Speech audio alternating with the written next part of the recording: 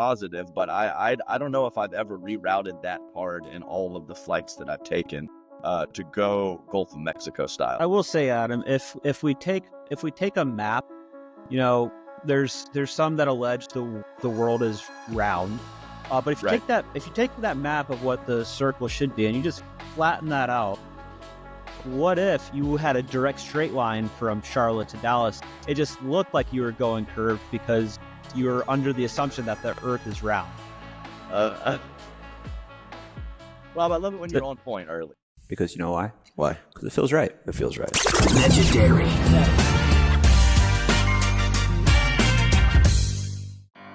Look how we made it this far. Haven't we made it, my love? Oh, honey, look how we made it this far. Hasn't the pace been a long bit, honey? Take a look at where we are. You, I owe it to you. I owe it to you.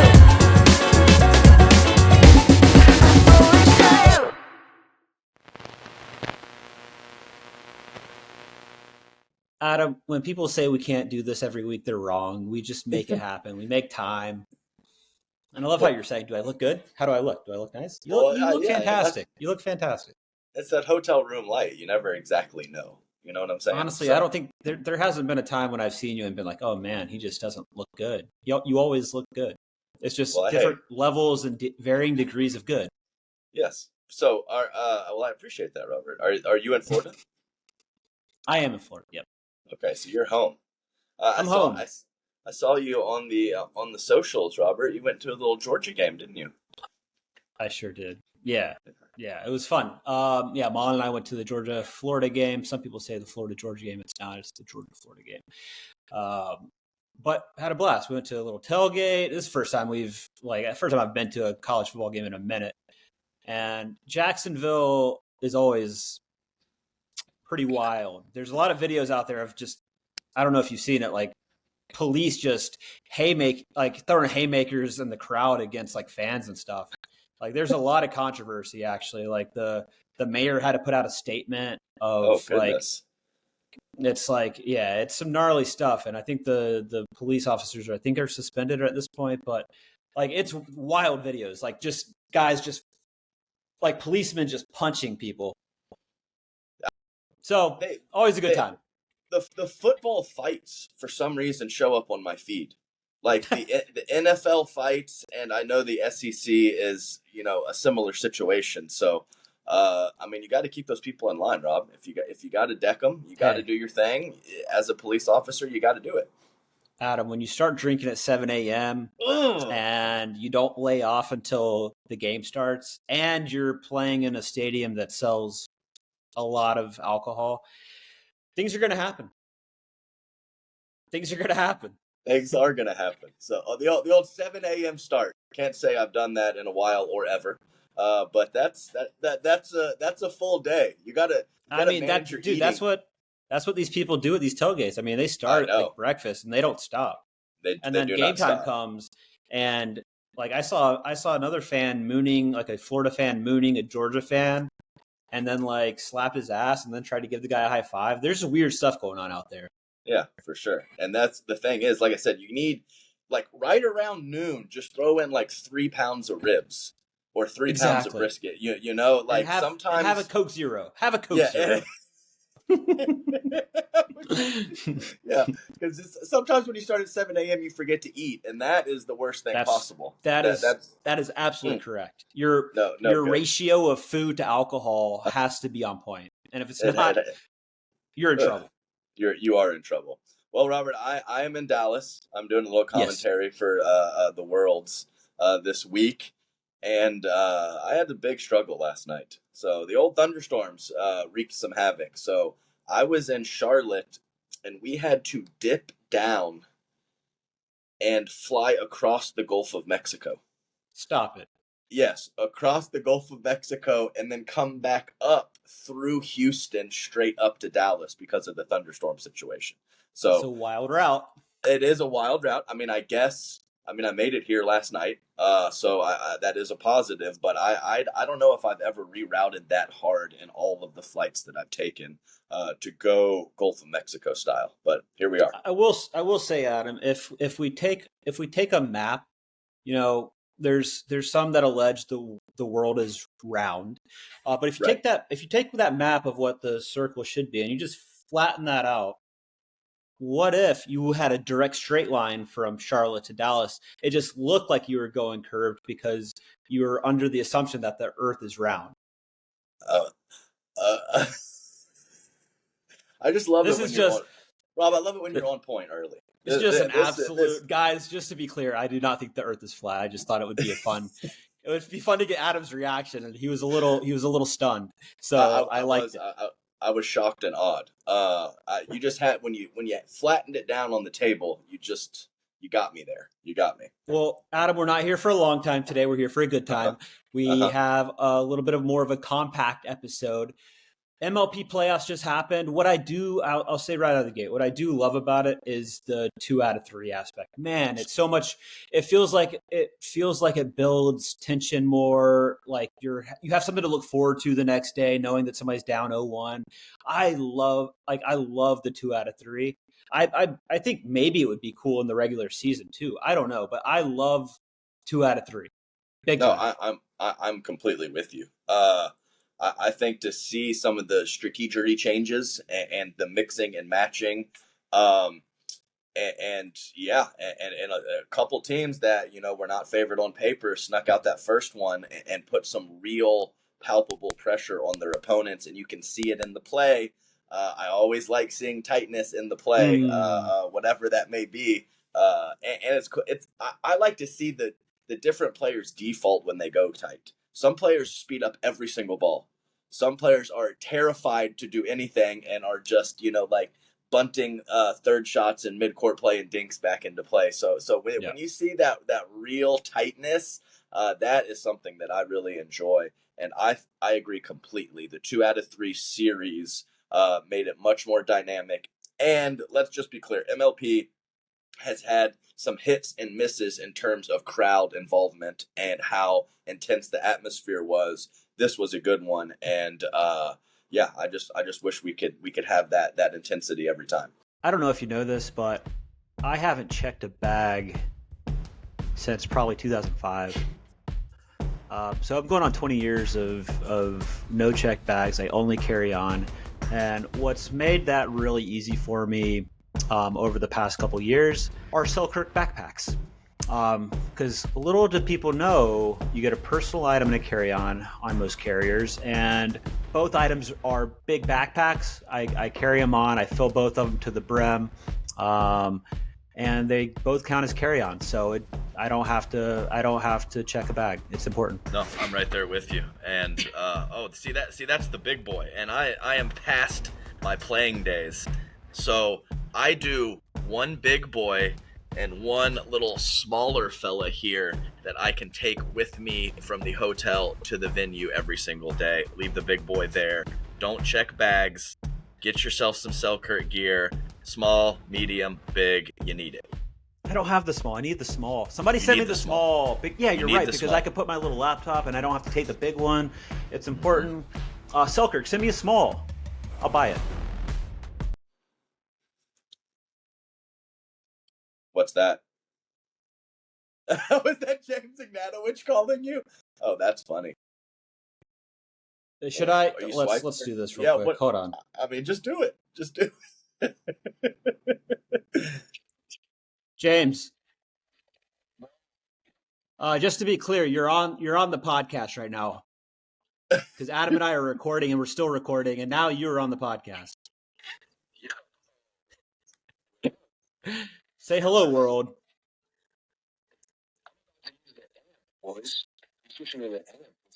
Oh, you're going Amp Pro?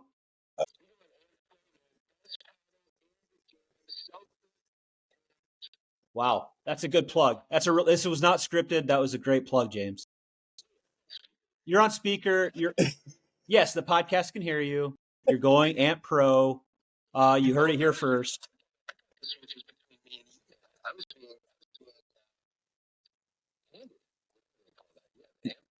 Look.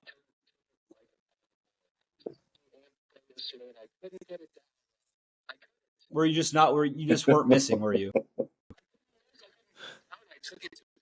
Yeah.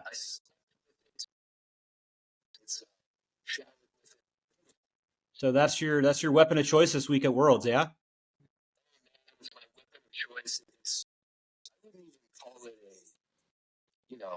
I'm a lover, not a fighter. It's not even as much of a weapon as it is just it feels like a form of gratitude how far paddle technology has come. It's like when I light somebody up with this amp pro air, it's like they're grateful.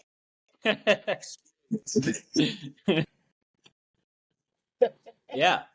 I've never heard you so excited about a paddle, so this is nice to hear, James. Yeah, I mean, it's funny.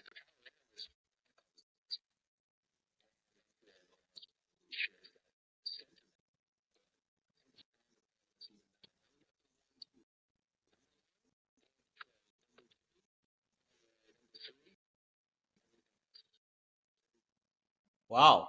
I like it.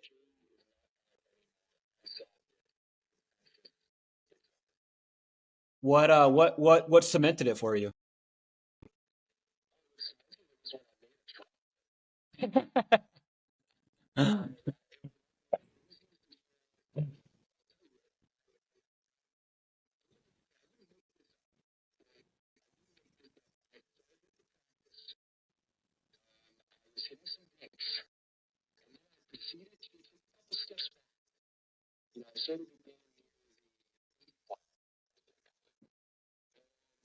One of the first times ever, the ball actually it entered my paddle.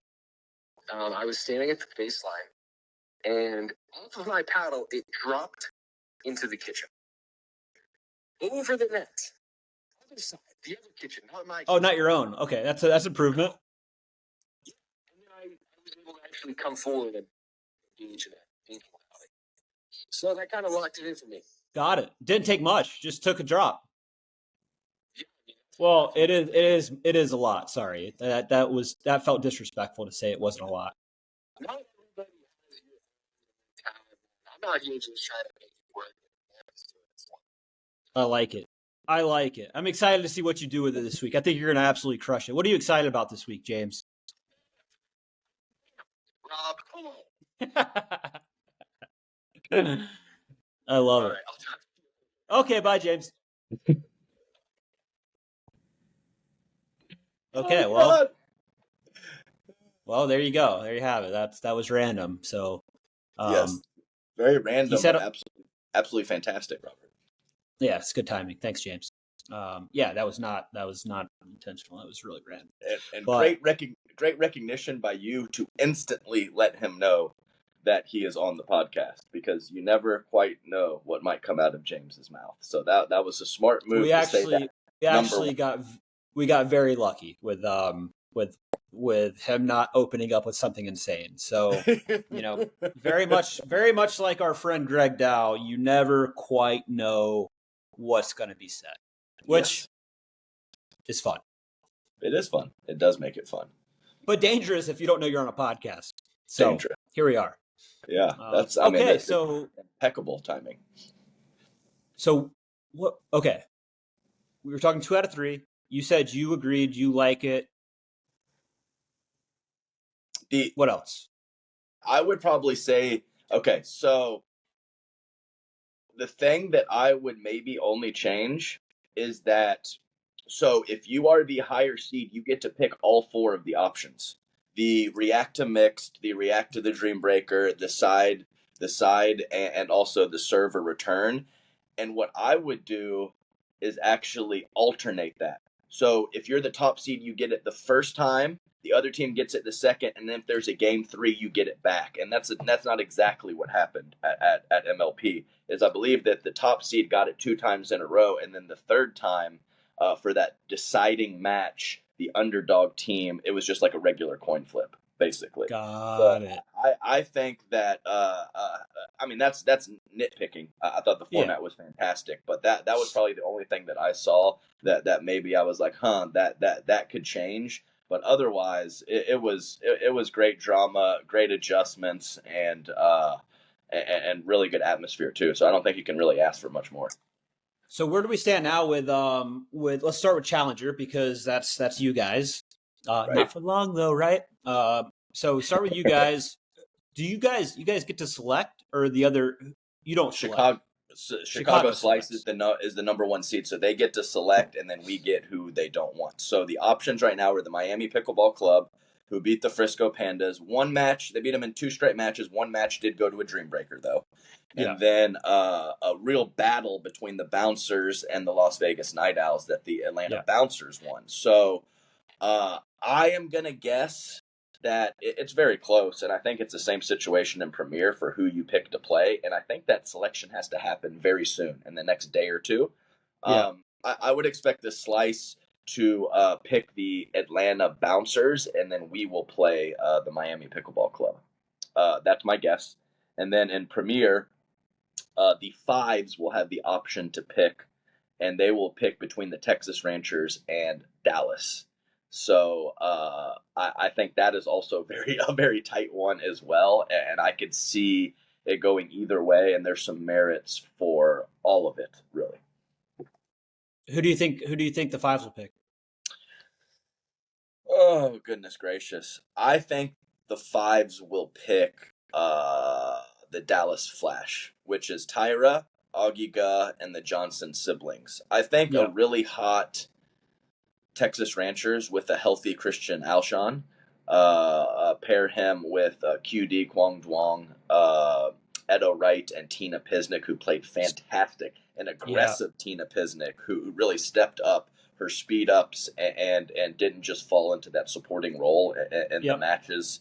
I thought was fantastic. So I'll say very slightly the Dallas Flash. So that would put the Fives versus the Dallas Flash. And who I'm blanking on the St. Louis Shock, who would play the Texas Rangers, and that is some juicy, intriguing matchups right there. Some firepower for sure. Yes, it is. I would agree. I think especially in playoffs, we're talking playoffs now, right? Best out of 3 still. Best out of 3, same exact format as we just had. I think you have to I think when you look at the Flash, you have to think about it's a little bit, it's team pickleball. It's love Jade up to death. I wouldn't say he's the most fiery, get amped teammate, which I think you kind of need in this situation. So I think Georgia is the only player on that team that is a default can get jacked up player. You'll maybe hear Augie every now and then, but Tyra she's pretty quiet. She lets her play do the talking and doesn't get too fired up. I mean, I think everyone does at some point, except for maybe JW. And if he is, he doesn't show it. Yeah, but it's in there, maybe. You just compare that team to the St. Louis Shock, who are full on psychopaths out there, just chirping and fun, and just getting really jacked up for something very minor. So there's. But lots wouldn't you say that that kind of favors the playoff atmosphere, right? Would you say? Definitely. Oh, yeah. I think so. I think it's just an extra little edge when you have that. You have that intensity from the sidelines, and you just got, somebody yelling, somebody squealing, somebody doing whatever over there in support of you. It's going to be there, and you know exactly what you're going to get from an energy perspective. So I do think that it matters. And also for this tournament, I believe it's the 22nd, 23rd, and 24th in Orlando for these last matches. It could really pick up the amount of play. And what I mean by that is the first day, it's 1 match for everybody. The second day, you play that second match. If it goes to 3, then you could play 2 matches on that Saturday. And then the finals are on Sunday. So if it goes to 3, you could play 3 straight matches on a Sunday, which would be pretty intense. And especially when how would you play the 3 matches on a Sunday? That's if it goes to 3, because the semifinals and the finals are on this tournament. So the semifinals are Friday and Saturday, and then the finals are Sunday. So if it goes 2 games, you only play 2 matches. But if you split matches with your opponent for the absolute finals, you will play that third match on that Sunday. Oh, So sure. Got it. Yeah. Got it. So Got it. when you're talking about playing 3 matches and you're talking about how it has extra energy and drains you, I know everyone's in good shape, but that's a lot of high-level play and intense play with a lot on the line in one day. So we'll just have to see how it all plays out. It's gonna be a fun weekend, though. That's super fun. And that you said that is 22nd to 24th? 22nd through the 24th. That's right. So there is a PPA Milwaukee in between the Worlds and that last MLP, and that's the November schedule. I mean, that's going to be that's what we've been looking for, right? Like that's what we've been like. That's what this whole season's about. You have people complaining early in the year about like, oh, but this like this none of this means anything. And I will say there's merit to some teams playing 12 matches while another team's played 3 matches on the year. Like you want to have that kind of pretty level, pretty close throughout the year, just so you can really gauge where everybody's at and keep track of it. But that aside, like seeing matches early on in the year, and I always think about like this with baseball, the playoffs, and kind of like getting into the wild card. You look at these records, and it could be like whatever 89 and 70 something, and you're like, then you think back to like May, and you're like, man, all of those like 1-run games we could have won, and like there's a lot of that, right? It's like you lost a dream breaker and early in the year, and now that's come to bite you in the ass. So like it all does mean something. I think it's just kind of taken a little while for people to understand, how it all ties together. And I think the November 22nd to 24th is going to be super fun to watch, because this is kind of like the culmination of all of those matches throughout the year where people were kind of shitting on it early in the year. Yeah, I agree completely. I mean, there's lots of things that because I mean, there was a good chance we weren't going to make a top 2 seed, and so I mean, I was thinking back of a lot of situations. I mean, we went 1-5 in the first event to start. And also the Chicago Slice had a very poor first event. They played less matches than we did, but they're the 1 seed, and they had a very poor. We both had great upgrades in Yana Newell and Megan Fudge, but, I mean, there was just a little match where you lose focus for a second and go to a dream breaker instead of winning regulation. You lose a point there. You do this, you do that. I mean, all this stuff was just a point or 2 difference between these seeds and where you slot out into the playoffs. So I agree completely that it all counts, man, whether it's 23 matches, and that's what it was, 23 matches in the regular season. Those points are hard to come by, and it is a big deal for those last week or 2 of the event or 2 of the regular season moving into the playoffs. Yeah. Do you, if they took into account Beer City, would you guys have been the 1st seed? I think that is probably true. Yes. So you guys won it, right? We got 3rd, and actually the Brooklyn Aces won the midseason tournament and didn't even make the playoffs. Right. So that's pretty wild. So yes, I'm not exactly sure where Chicago finished, but I know it was the Las Vegas Night Owls that got 2nd. So I believe that we would have, if they would have taken it all into account, that we would have been the 1 seed over Chicago. But I'm not 100% on that. Got it. Yeah. What's your take on that now? Do you think they should have included those results, or did you like kind of the separation of the standalone? I think it was fine. I think the standalone was cool, and with it being a tournament and being a little different than the regular season stops, I think lumping it all together. I mean, I'm not going to say it would have been a disaster or a mistake, but I like how it happened. Cool. Yeah. Nice. Worlds. What do we have? We got a lot of action, man. So I mean, it's rolling now, right? It's going. Yeah. So round 64. Yeah, qualifying yesterday, round of 64 today. I'm going to have to work on some pronunciations because I got some players on my court today that I have not. You played Etienne. How do you say his last name? Blaskovich. Blaskovich. Okay, there you go. Knocked one out right there. So I have him today, and I was actually supposed to be morning session. I'm going to be afternoon. But, I mean, yeah, this is rolling all week. Round of 64. I think there's only one day that it looks like there could be some thunderstorms. But, these progressive draws, and I think there's 3,500 some odd players here. So it's going to be Yeah, Busy. it's gonna. Is that Brookhaven again?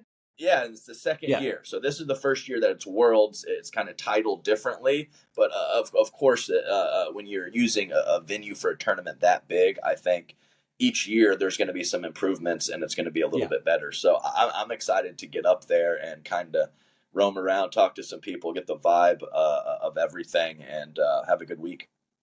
Is it championship court, grandstand, showcase, same kind of? You know how many you're streaming? Yeah, I think there's like a grandstand 1 or 2. They sent out a crazy schedule. I think they sent out like a 6-court schedule on social media where they're trying to have it lined up, and you can somewhat, there's some after, it's not like a not before 2 situation. They're just kind of running the matches, but you can kind of pick and choose what court, what players you like and watch, which I think is fantastic. Oh, that's dope. So I think there's it's super. I think there's probably like championship, 2 grandstand, and then 3 side courts going. So that's great. And I will say that's important and good, because I believe I saw Connor post or tweet that betting's live again for the PPA. So and it's only, I think it's 11 or 12 states where it's available. And sadly, I don't think Florida's one of them, which is odd, because usually Florida is pretty open to betting.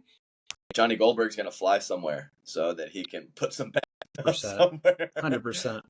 He's going to pay somebody in another state to put the bets in for him. Yeah, I think it's Fanatics. Yeah, like Fanatics or something like that. But that's super cool. And I think you, especially if you're going to have betting on it, you need to have those side courts be an option to watch, because that's what the junkies really want. Yeah, you just want to watch. They want that, like, not good for your mental state sweat, so they can watch every single point. James, like he's talking about, bounces a 5th shot in front of the net. They want to curse at him through the TV. Like that's what the bettors want. So the best is going to be when it gets to like end game and match stuff, where if like this is going to be a side out, no, it's not. They're going to get 1 point on their serve or 0 points. Like, dude. That's what it's going to eventually be, man. It's going to be like and to be honest, that stuff's pretty fun. Yeah. Not for me, because I would never bet on my own sport. But like for other have an adult beverage and yell at the screen. I mean, that's what people want to do. And then the downside of this, which players I think will find out, is getting hate mail from people that lost based on your performance. So get ready. The old die in a grease fire. You'll get that from someone. You and your family. I hope your kids. I hope your kids burn in hell, like all kinds of stuff. Right, because he lost $13 because you missed a 3rd shot. The wrong moment. People, it's good stuff. Hey, when it comes to are you playing some pickle? I am. I'm playing. I'm gonna go. Go practice. Go get my drill on. Go try to get better at this game. Yeah. Who you got? To practice with? Yeah. So a guy named Jorge down here. We've got a guy named Zach Parks and Cass Hogue, who I'm playing mixed with. The Nationals lives here. Gotcha. So we're gonna. I don't know Jorge. I know the other two. Mixed practice. Yeah, Jorge's good. Jorge's a lefty. He's played in a few tournaments, had some pretty solid results. So he's a good player. So all right. For Jacksonville, hey, players are getting good everywhere. So it's which is good for practice. It is very good for practice.